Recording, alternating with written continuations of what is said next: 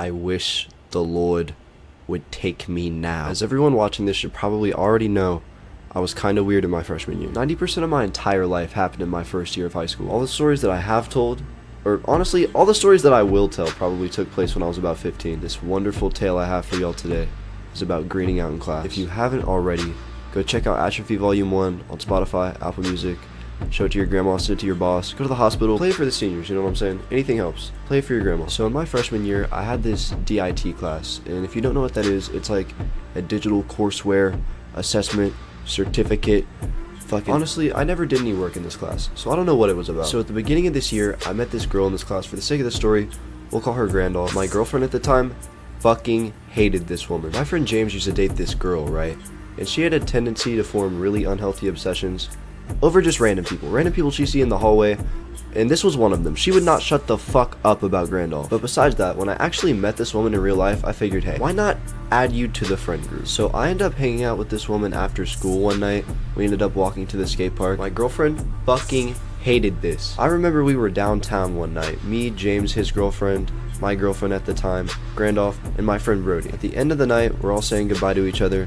When me, Brody, and my girlfriend go to walk away from Grandolph and her grandma, this woman digs her nails into my arm, talking about some, why the fuck do you talk to her like that? Why are you micro-cheating right now? The point I'm trying to make is that this woman was very controversial. So I'd say about midway through the year, we start talking to these two other guys in the class. These guys, absolutely fucking degenerate. For the sake of the story, we're gonna call these guys Landon and Schmanden. I actually knew Landon from childhood because my mom used to fuck his dad, and I met Schmanden in this exact classroom. So never before in my life had I ever met two individuals who loved smoking in a classroom setting. It was impossible to get any fucking work done when every time I looked down there was a cart on my keyboard. I never passed this class, but I'd like to say these group exercises bonded our souls together. So our teacher in this computer class was this motivational speaker type guy, and he would always call Landon and Schmanden out for literally anything, because he fucking knew nothing was a secret. Every Monday he'd make everybody stand up and he'd be like, everybody tell me about your weekend, tell me about what you did, as long as it abided by the law. And you already know who he was staring at when he said this. Schmanden was the one who was always carrying the sessions. He was the one who always had the felony. Multiple felonies, 6 felonies in the bag, multiple felonies in the bag. So anytime Schmanden had anything, me, Landon, and him, we would smoke in that class. The work that I had to do in here was not exactly some simple shit either. I felt like I was deconstructing the ancient tablets of some foreign country. I'm still not 100% sure what an Excel sheet is used for, and hopefully I'll never need to. So halfway through the year, my third period class was moved to this little portable, like right on the edge of the school ground. On one grand and beautiful day, Grandolph had brought some kombucha to class. I really don't know what kombucha is. She let me try it. I did not fuck with this shit at all. No disrespect to anybody who does. The degenerate children walk into the class very late. Landon and Schmanden never really had a tendency to be on time. So we're all kind of sitting in the back corner. I had a chair with wheels on it. I don't know if y'all know this. I had a chair with wheels on. On this specific day, Mr. Schmanden happened to have a medical cart. A medical 98% THC limoncello medical cart. Him and Landon walk into this classroom looking dead.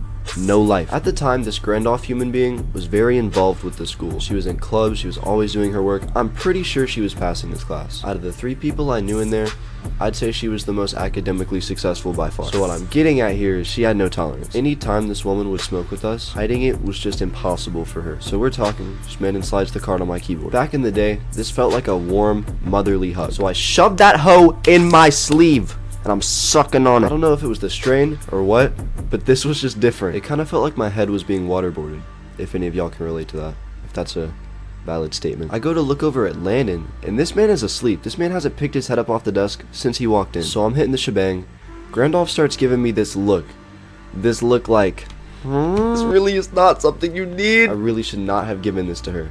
I should have known better. I was really not in the position to be judging anyone else's decisions at this time. So who am I to tell you, no, you cannot smoke in class? Like, this wasn't even my card. So she looks over at Schmanden and she's like, hey, cannot take this to the bathroom, which is kind of weird. But this guy's a fucking pushover, so he's not gonna say no to a woman. So she takes the goddamn, and she's gone for like an absurd amount of time. Half the class goes by, not a single Grandolph sighting. I'm not even thinking too deeply about it at the moment. I have this fume, this wonderful, gift from God. Fumes kind of taste like air compared to all the Chinese chemical-filled shit they got out on the market now. You pull out a fume in the bathroom back in my day, you ain't making it out. This is kind of off topic, but I remember there was this one kid. He knew I had a nicotine device. Every time he saw me, I don't know how. It's like he could smell it on me. This guy would follow me from the bathroom in the cafeteria all the way to the bathroom in the Spanish hallway. See, I'm a firm believer in get your own shit. If I do not love you, if we are not friends, please do not follow me around purely driven by faith that I will let you hit my vape, because I will not, please. Sweet child of mine! A pretty hefty amount of minutes go by before Grandoff actually comes back to the classroom, and when she does, she is fucking uncanny.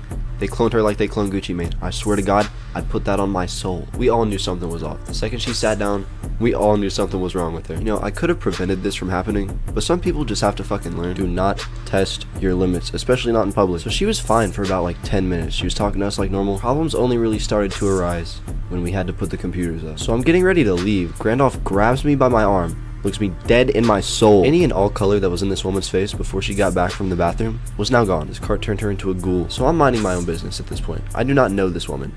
She gets up, she walks over to the teacher, she starts telling this man everything. Or at least, that's what it appeared like she was doing. This bitch is honestly selfish as fuck for acting like she's the only goddamn person in the classroom who's high right now.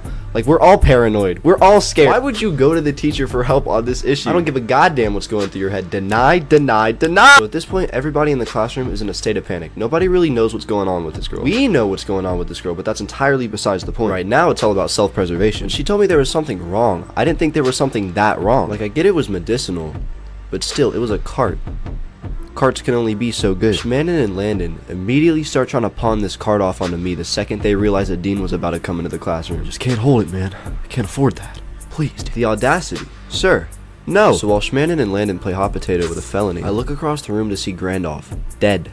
Gone. She slightly resembled a hospice patient. In that moment, a part of me felt really bad for her, but right as the dean and the resource officer walked into the room, the bell rang for lunch. I felt like a new man.